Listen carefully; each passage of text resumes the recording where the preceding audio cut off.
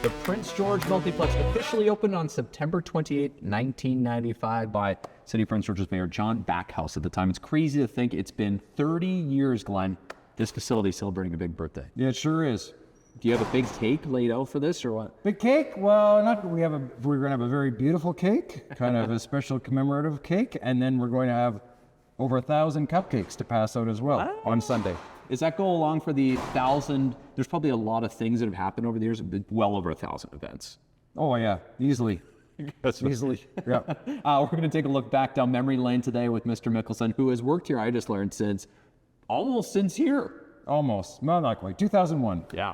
Pretty cool. So we'll take a look around the concourse today, which you can enjoy as well, but some of the backstories, some of the stories of, I don't know, unique personalities maybe over the years. Sound good? Sounds very good.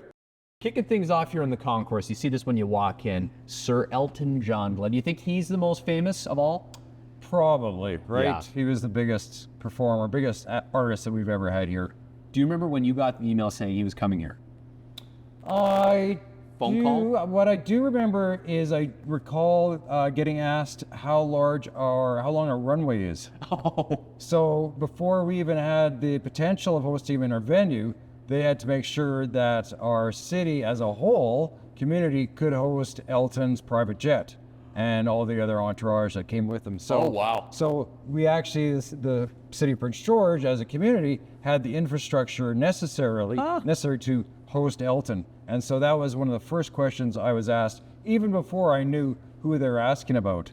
So that, once we got that, and then, I probably remember more than the date that they said he was coming for sure, was the date we announced it. Because it was just, people just could not believe it, right? It was just unbelievable. Elton John and Prince George, well, it's got to be it wasn't quite April Fool's. No. But I was going to say, if my mother told me, or my grandmother phoned me and told me this today, I think they saw some random news on Facebook and it wasn't true. Mm-hmm. That's how cool that is. Yeah. He was here. Yeah. Okay, let's keep walking down memory lane here.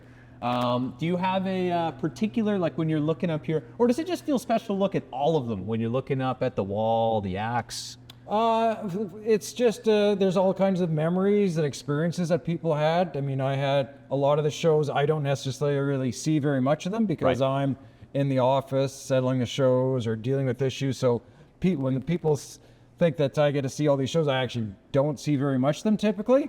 I'm just dealing with stuff going on behind the stage. You're just holding their hand. You held Alice Cooper's hand?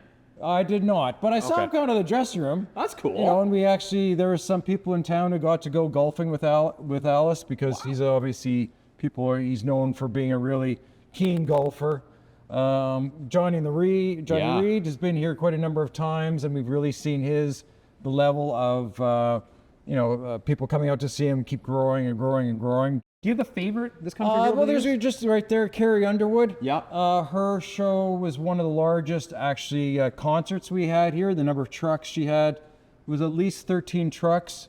The interesting thing about her show is that most of the time they use our stage here, but she brought her own stage. Oh, wow. And if people who remember that, she kind of disappeared. So she actually went under the stage, popped back up, and then during the show, the stage actually separated, and she was lifted up into the sky, and her and a couple of musicians floated over the audience.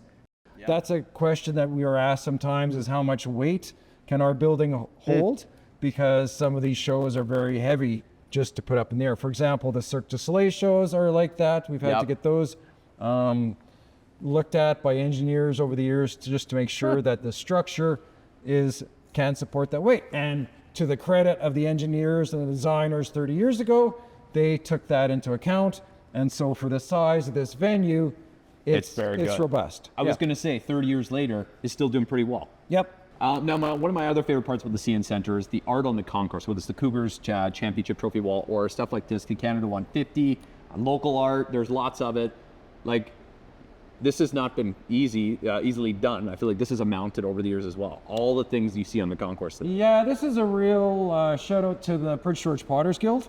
So they did this as 2017 Canada's 150th birthday celebrations, and as part of their, commitment and support of our community, they helped put this together. And I'm sure people who walk around the concourse today, they have relatives or they themselves are contributors to all the tiles here that create the mosaic here.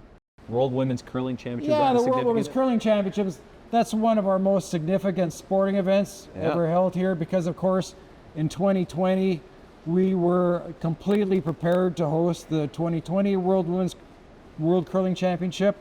And that was on the week that society shut down for COVID. Yeah, the world told us no. Yep. So, we were all ready to go. Basically, all the teams were here in Prince George. And that was, we're getting ready for the things to start on the Friday. And on the Wednesday night, the NBA shut down. And then Thursday, we were having deliberations and meetings downstairs and offices here. And, it all came down. But the best part of all, it came back in 2022. Yeah, it came back. Okay, one last thing, Glenn, before we let you go here. 30 years, we could talk for 30,000 hours about the CN Center, but a shining light, you could say, that you still keep as a treasure. This is a very, very cool keepsake, Glenn, and I feel like one of those keystone events in Prince George history that involves the CN Center. It is. So this lamp was used at the opening ceremonies for the Canada Winter Games, and so each province or territory carried in a lamp, and because we're the CN Center, they thought, well, this was an appropriate oil lamp that might have been used on trains, and so it was lit, and this is one of the souvenirs that we keep in our office as a keepsake of a very memorable evening that we had when the game opened up. That's awesome. The 2015 Canada Winter Games, CN Center being a big focal point of that, of course, the opening ceremonies, and there's going to be lots of activity just like that here over the days and, weeks and months, honestly, to come. But the 30th birthday is this weekend here in Prince George. And I don't know, are you excited? Yeah, it's super exciting. I can't wait to see the size of the candle. I don't know what the regulations are. But anyways, come check it out. There's Trooper Saturday night. Trooper Saturday night. Tonight we've got, we're going back 30 years and turning this place into the Cadillac Ranch, so a country bar. So we've got a mechanical bull. And Fresh Horses, which is Canada's greatest Garth Brooks tribute act. So they're going to be here tonight.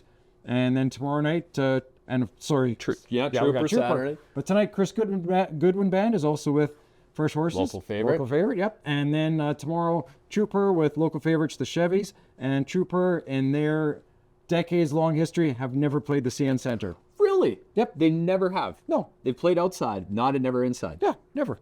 Crazy. We like breaking history. Even 30 years, CN Center's been in existence. So come on and celebrate the public celebrations as well. Go Sunday, September 28th. And thank you for your time today, Glenn. Thank you very much. All aboard.